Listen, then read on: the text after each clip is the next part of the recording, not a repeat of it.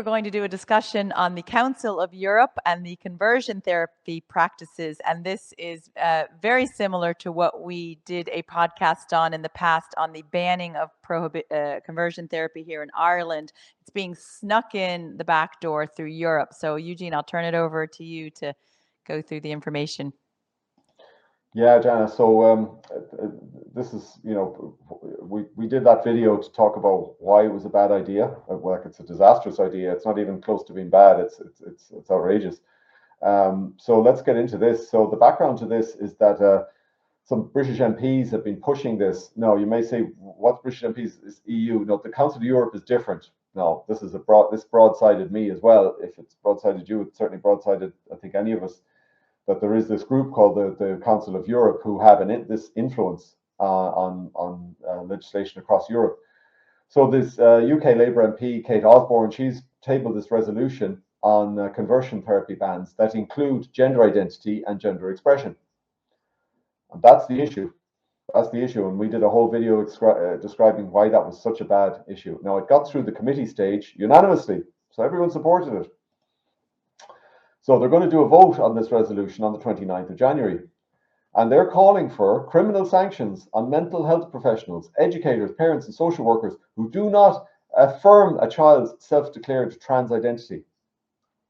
Now, once you know this, once you know what goes on here and the reasons why a child might be expressing gender confusion, etc., or gender distress, you'll see how outrageous this is. It really is. And it's not only outrageous, it's dangerous. Dangerous for the child, and we'll get into that. And they're socially engineering children in school. We've been talking about this for years, whereby children are being taught they can choose a gender, boy, girl, neither, or both, says the gender-bred person.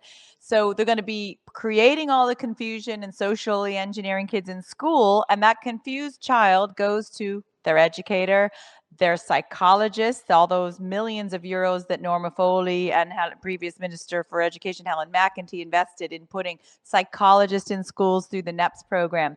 So create the confused child. They talk to the teacher, the guidance counselor, the psychologist. They will have to be affirmed. Yes, Sally, you are in the wrong body. And yes, we can call you Johnny and he. So this is where we're going. They've paved the runway by confusing the kids. Now it's criminalized these professionals if they don't affirm that the child is born in the wrong body. Yeah. So let's go through it. So there's a campaign from this people, the Athena Forum, Genspect have wrote in and they fully endorsed the campaign. Not surprising me that they would do, saying there's no child is born in the wrong body. Like, this is purely ideological. And they want this Athena Forum are proposing is that the notion of gender identity and gender expression are removed from this particular proposal, and that it's, it remains then as a gay conversion therapy bill, which is what people would be bought into, people would be supportive, which is a totally different construct, totally different. So they're trying to conflate the two of them. They're trying to get the support that people would have for gay conversion therapy, for banning that. They're trying to apply that now to gender identity. So it really is outrageous, Jana. So here it talks about it proposes things like these criminal sanctions we talked about, mandatory training and public awareness campaigns across everything, across everybody. So you have to teach it in school. Children won't be able to opt out. They'll have to get the whole gender-bred person in their schools, all that sort of stuff. And they put in a full enforcement around this thing. And you can be sure that there'll be things like hate speech laws as well to go along with it, right? And this conflicts with the Irish Constitution article that states parents are the primary educators. So how is it going to work when something's passed in the EU but contradicts the Irish Constitution? I mean, that is completely unlawful. But we see what they're doing really all around with the Irish government is they've gone rogue and reckless, and what they do isn't lawful with most things. So, but this is terrifying for any parent to think that this can be forced on your child. You can be sure it will be done behind the parent's back. I was at a conference in Maine, and on my panel in the conference in Maine, I had Amber Levine. She's taken a case to the Supreme Court in the States because her daughter was transed at school behind her back and even given a chest binder. That is going to come to Irish shores if we don't push back on this. Yeah. And think and teachers will be forced. Think about it. Teachers will be forced to align with all of this thing and affirm the child. Right? They won't have an option. So it must be stopped, and the only way to stop it is any of the people attending the conference who have a vote, and we'll show you the list of names here. These are the people who have the votes from an Irish perspective. I would argue you not only need to lobby these people, you need to lobby all of the political parties as well, and the other TDs associated with those parties, to put the pressure on these people. They need to say no. This thing should not get passed because it's outrageous. The notion that you would affirm. The Natural Women's Council sent a letter opposing this to every TD and senator in Ireland. We also sent a press release showing how we oppose it and the reasons why. But of course, none of the legacy media will report on that opposing dissenting view. But you know, this is the end game now, is to force kids down the trans path behind parents' back. Yeah, and as I said, we did a whole video on the reason why this is such a bad idea, and the whole notion of suicidal ideation, etc. And I'm just going to move on here a bit, Jana, just to show you people, just to give people example. Again, something people are aware of the CAST report, right? So you're aware of that. But there's a new report, which is the HHS report from the US. And this report is more comprehensive. The peer review version of it was released in November. We'll have a quick short video of this separately that we'll cover it. But one of the things in that is it talks about the notion that children would be suicidal if you don't affirm their gender identity. They show that there's no grounding in fact at all for that. But trans activists don't want to discuss fact or medicine or anything like that. That's the other point. No, and the word there on this page, the word on the page here that should jump out to every mother and father is infertility. So the review that the HHS highlighted is that there's irreversible harms to children who are being pushed down this path, including infertility. So you think a child has gender confusion because of what they're being told in school, or the social engineering, or other reasons can be that they were sexually abused, they have other trauma, body dysphoria. So a child's gender confused, they're pushed down this path, they remove their body parts, that's what it is, cosmetic surgery. It's not a sex change, you can't change sex, so it's cosmetic surgery. A young girl removing their breasts, a young boy removing their penis, taking drugs such as the Lupron made by AbbVie. AbbVie, as we know, ex-Minister for Education Helen McEntee's husband is a director there.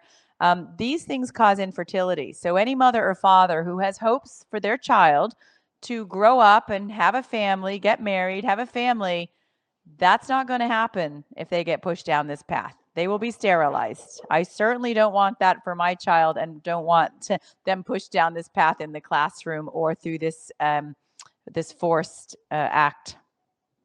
Yeah, so we'll just make a reference, because we'll make a reference to this in another video, Jenna, about the ILGA Pledge. Yeah, and people need to know about the ILGA Pledge, which is a pledge that European politicians have made to put the interests of the LGBTQ community, whatever that is, ahead of everything else, and to keep it quiet. Yeah. And this group, Dentons are one of the largest legal firms in the world, and they're huge advocates for transgenderism.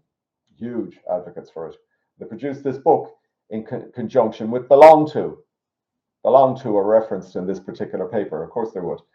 And this is one of the tactics that they have for pushing this agenda. They talk about targeting youth politicians, demedicalize the campaign. No, we're not going to talk about the medical evidence. We don't want to talk about that. They want to, you can see it here, get ahead of the government and media agenda. So they want to obviously get the media on side pushing this thing. Make it into a human right, right? And you can see the and thing here. And that's how inverted it is, Eugene. Just to talk about the human rights, we always see on the posters, trans rights or human rights. But what about the human rights of a child to go through the natural progression of puberty, to enter adulthood with their fertility intact? Isn't that a human right of every child? So this whole trans rights or human rights, first of all, what rights does the trans community not have? Second of all, what about the children's human rights? So it's completely inverted and in contradiction, this trans right movement with a child's right. Yeah, and on page 14 of this particular document, Jana, there is a section which talks to the right to development of the child, right? And it talks about for example, states should take action against parents who are obstructing the free development of a young trans person's identity in refusing to give parental authorization when required. Okay, so that's one of their strategies. So that's basically the whole notion of banning conversion therapy. Conversion therapy in this context is talk therapy. It's the therapy you give to a child that's in distress, in mental distress. They're suffering from trauma. They might have been abused. Like one of the reasons for children expressing a trans identity is that they were actually abused. Could have been by their parents or a relative or whatever. They could be same-sex attracted children. That's a huge number of them are. And they could be on the autistic spectrum. You know, they feel like I'm a tomboy, or you know, I have, you know, I've effeminate characteristics. And oh no, you're in the wrong body. Again, it's preying on these vulnerable people who were, you know, on the spectrum, maybe suffering past sexual abuse, and then they push them down this trans path, and then they wake up after the surgeries, after all the drugs, and say, I still have the trauma. Now I'm just a traumatized girl with a mastectomy. I mean, that is just the unthinkable. It's not addressing the problem. And in no other medical practice would a doctor, educator, therapist be prohibited from addressing the root cause. So let's just say someone went in with anorexia and they go to the doctor. The doctor shouldn't just say, yes, you're anorexic, stop eating, you are fat. They're going to explore why that young teenage girl feels that way and treat them properly versus just affirming that they're fat, for example. What they're doing by affirming them is simply malpractice. But if this goes through, if they don't partake in the malpractice, they'll be criminalized. Yeah, yeah. So, and the big point, as we've been highlighting here, that the reason for children expressing gender confusion is usually a very serious mental health comorbidity. Yes. And that's where the suicidality comes from. And if you don't treat that comorbidity and you just affirm them in their gender, and as you said, Janet, they'll still have the comorbidity afterwards because you haven't addressed it. You have done the worst thing possible for that child. Yeah. You really have. Like it's so outrageous, it's unbelievable. And the fact that there's people willing to push an agenda like this. So I think let's finish it, Jana, in terms of the call to action, I guess. And you know, the call to action is you need to communicate with your politician and say, regardless of whatever commitment you may have made to the LGBTQI community, this is not acceptable. I do not support it as a voter in this country, and I do not want you to vote for this thing. And you need to send that to all your local all your public representatives, TDs and senators, as well as the specific people that we named on the list. Yeah. Because this is outrageous. It really is. This is totally ideological. You can see it from the Denton's document. They don't want to engage in a medical discussion because they know they're not going to win any arguments in that sort of discussion. Contact your politicians. This cannot come into this country. This is a hill to die on for parents.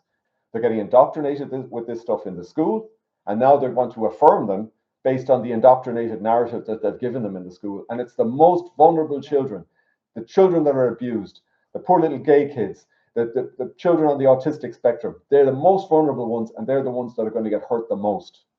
So this is it. This is the call to action. You need to get on to your public representatives. Everybody on this list needs to be voting no to this thing. Okay, that's it, John. Okay, well, that's enough of a bitter pill to swallow for today. So thanks, Eugene, and thanks everyone for taking action to protect children against this ideological bill that's coming.